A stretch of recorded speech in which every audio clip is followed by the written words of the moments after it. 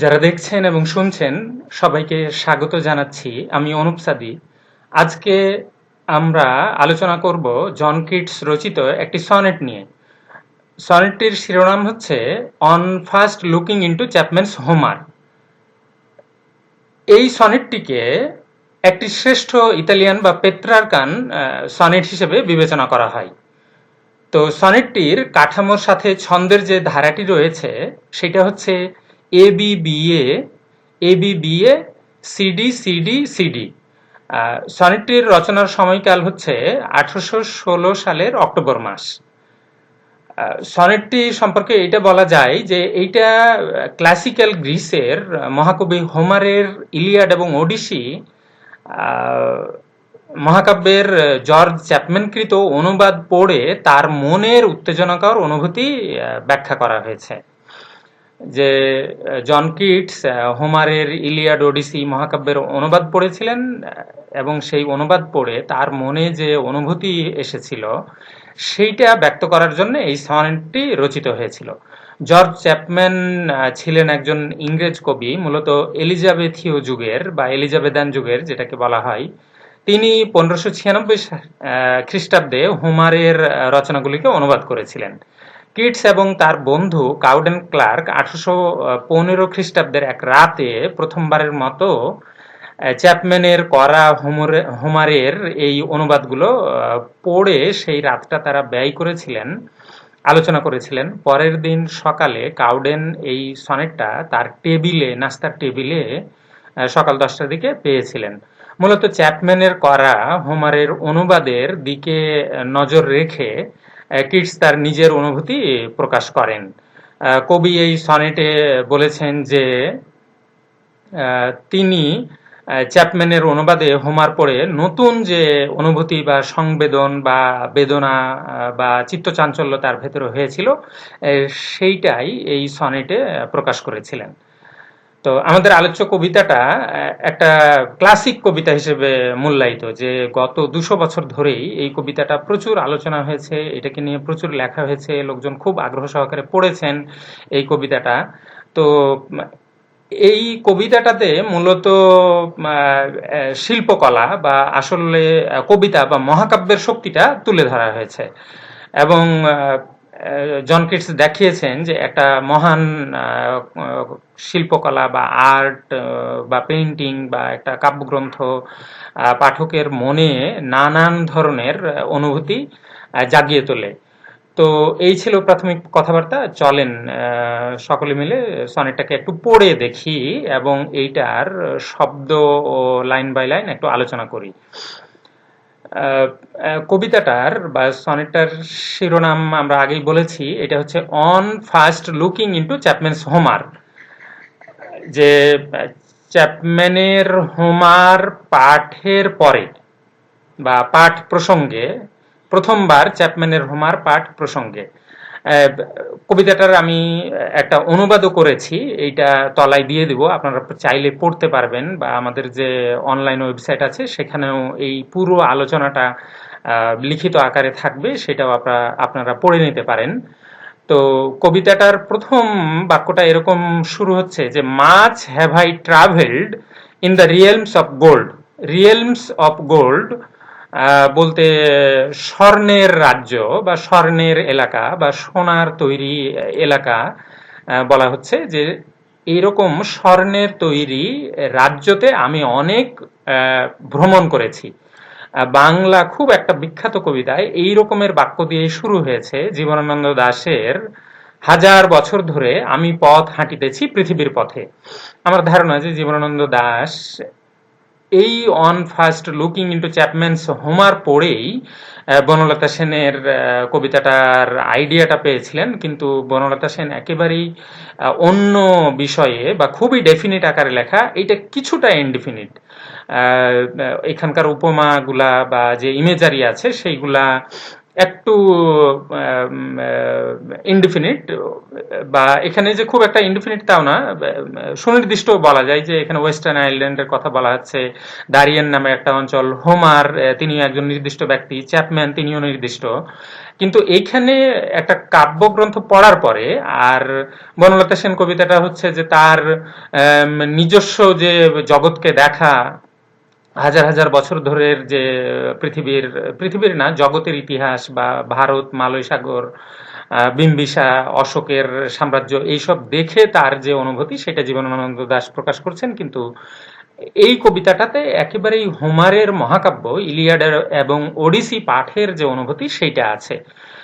Much have I travelled in the realms of gold, অনেক ঘুরেছি আমি স্বর্ণের রাজ্যে, and many goodly states and kingdoms seen, এবং অনেক দেখেছি আমি সুন্দর সুন্দর সাম্রাজ্য বা রাজ্য বা প্রদেশ।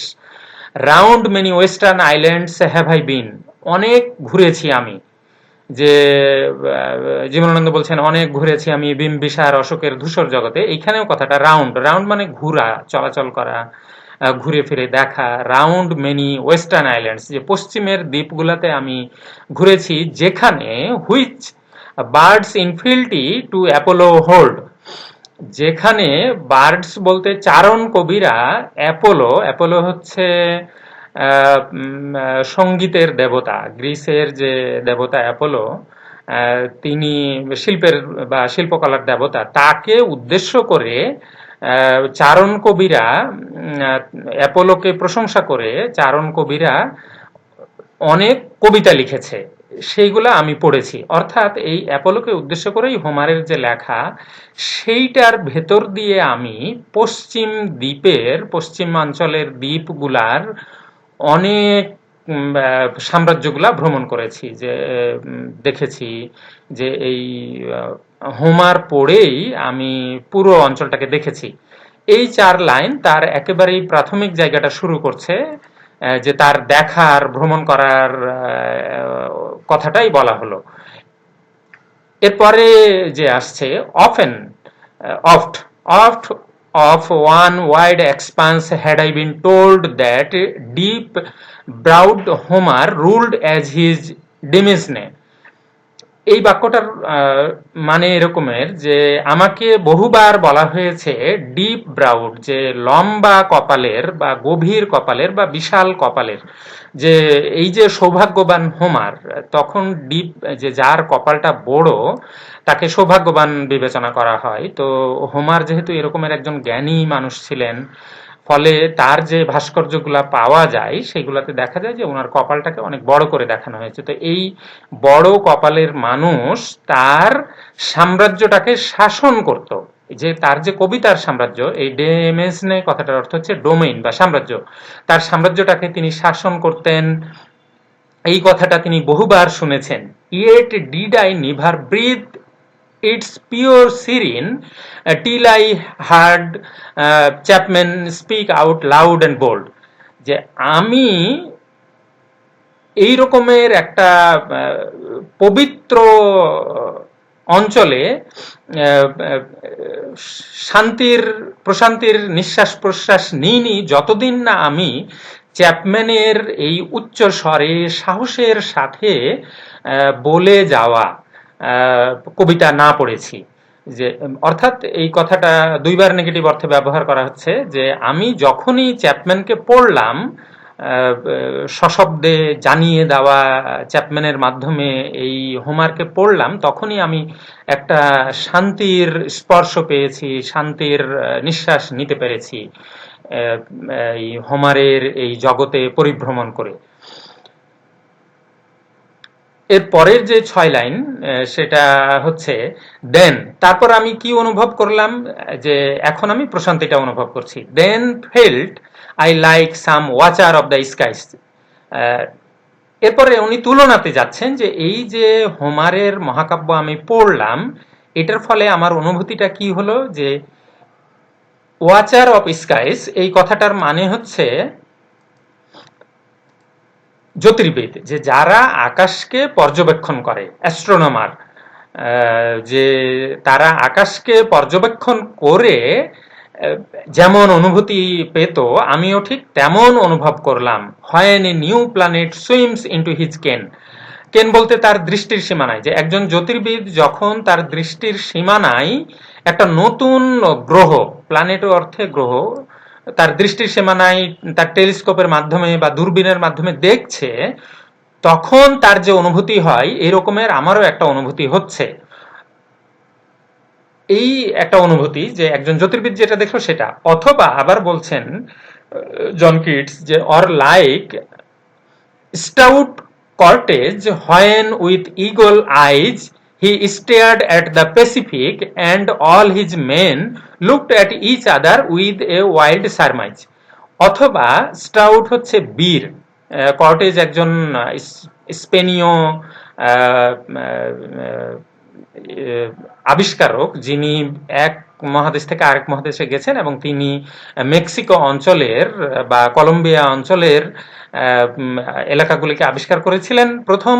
তো এই কর্টেজ যেরকম তার ইগল আই বা সুতীক্ষ্ণ দৃষ্টি দিয়ে প্রশান্ত মহাসাগরের দিকে তাকিয়েছিলেন, এবং তখন তার সাথে যেই সব লোকজন ছিল তারাও যেরকম তাকিয়েছিল, এবং all his men looked at each other with a wild surmise, যে তার সঙ্গে যেসব নাবিক ছিল তারাও যখন একটা বুনো উত্তেজনা নিয়ে বা বিস্ময় নিয়ে একে অপরের দিকে তাকালেন, যে তারা একটা কি বিশাল দেশ আবিষ্কার করে ফেলেছেন। ঠিক একই রকমের আমিও এই হোমার পড়ে বিস্মিত হয়েছি। সাইলেন্ট আপন এ পিক ইন ডারিয়েন। তো এই দারিয়েন হচ্ছে কলম্বিয়া অঞ্চলের একটি দেশ, বা মেক্সিকোর পাশের একটি অঞ্চল, যেখানকার চূড়া থেকে, পাহাড় চূড়া থেকে তারা এই প্রশান্ত মহাসাগরের দিকে তাকিয়ে যেমন বিস্মিত হয়েছিলেন, আমিও ঠিক একই রকমের এই বিস্মিত হয়েছি বা অভিভূত হয়েছি হোমারের মহাকাব্য পড়ে। এই হচ্ছে আমাদের কবিতা, এবং কবিতাটা খুব বিখ্যাত একটা কবিতা, যেটাকে আমি আগেই বলেছি যে পেট্রার্কান সনেটের শ্রেষ্ঠ কবিতা হিসেবে বিবেচনা করা হয়। তো আজকে এই পর্যন্ত থাকলো।